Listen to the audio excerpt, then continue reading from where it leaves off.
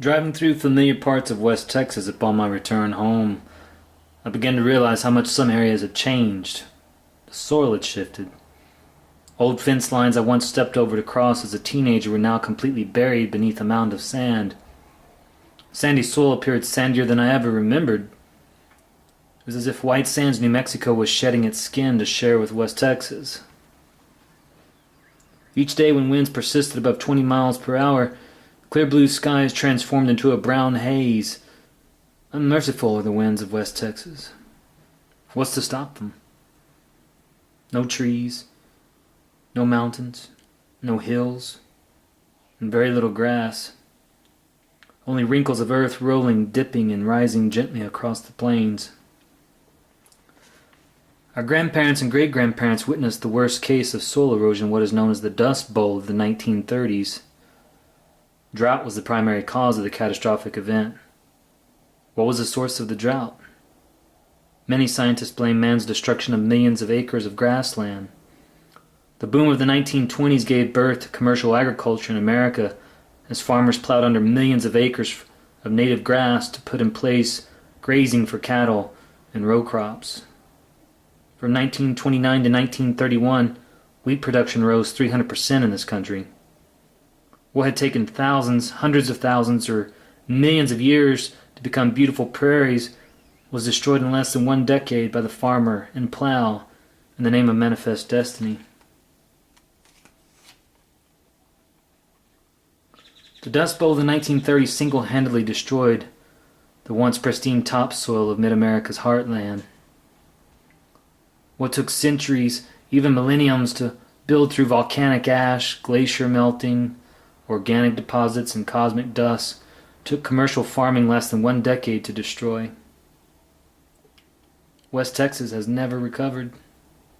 Most likely it never will, because here we are some 70-odd years later, and we continue to pillage the soil, wringing out cotton crop after cotton crop. Driving through West Texas cotton fields, anyone can see the soil is wasting away in many areas. In farming communities between Big Spring and Lubbock, from Odessa to Abilene, sandy grains sift around like campfire ash with winds of 20 miles per hour or greater. Imagine living here on days when winds whip 40 miles per hour and higher. It is Mother Nature exchanging the same unmerciful, unyielding, and unforgiving attitude we've shown her with over 100 years of commercial farming. We haven't farmed healthy topsoil since the dirty 30s. It is slowly but surely blown away. Why else would we be able to find arrowheads in our fields or other primitive tools and weapons constructed and used hundreds, even thousands of years ago? Most of the magnetic structures have been destroyed through improper farming techniques, overgrazing, and deforestation. Refusing to restore our soil is our greatest crime against nature and humanity. Charles Walters, the founder and former editor of Acres USA, said in a July 1995 interview for the publication's 25th anniversary, "I view the farmer who wants to leave the land in better shape when he leaves it to the next generation as the role model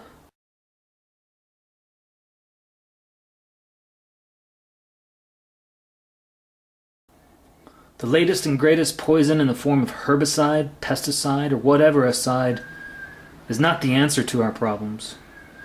We must be students willing to learn from nature, from the past, and the daily signs above, below, and beside us. It is up to us as individuals to learn, absorb our surroundings, and seek answers that empower nature, not inhibit her. If we do this, I am confident we'll be amazed at the results." Now more than ever, global weirding is overwhelming much of our entire planet. Growing seasons may very well become shorter as both winters and summers intensify more than the norm. While governments use this as yet another way to tax citizens and corporations jockey into profiting position, we must look past this to the real problem, that we continue to overwhelm the earth with toxic formulas and excessive habits. Being at the top of the food chain does not quarantine us from annihilation once the other links are ripped apart. Apart from being a matter of survival, this is an ethical issue. Any other hot topic such as gay marriage, border patrol, or abortion inspires most religious people to mount their moral high horse, armed with an arsenal of ethics, dressed to the theatrical T, complete with red crosses painted across reinforced chests. Yet when the very fabric of life is threatened, where are our knights in shining armor? Where have all our heroes fled? Are they too busy hiding fragile egos? At what point will true leadership emerge?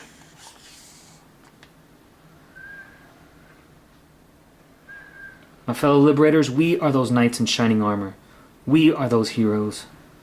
We are intended to be such leaders, not government, not corporate America, not some prophetic savior descending from the heavens, not some alien mothership landing to take us away to our perfectly identical sister planet, not some miraculous invention in a garage, not some heralded discovery in a laboratory, not some comic strip superhero. It is up to you and me, us, we the people.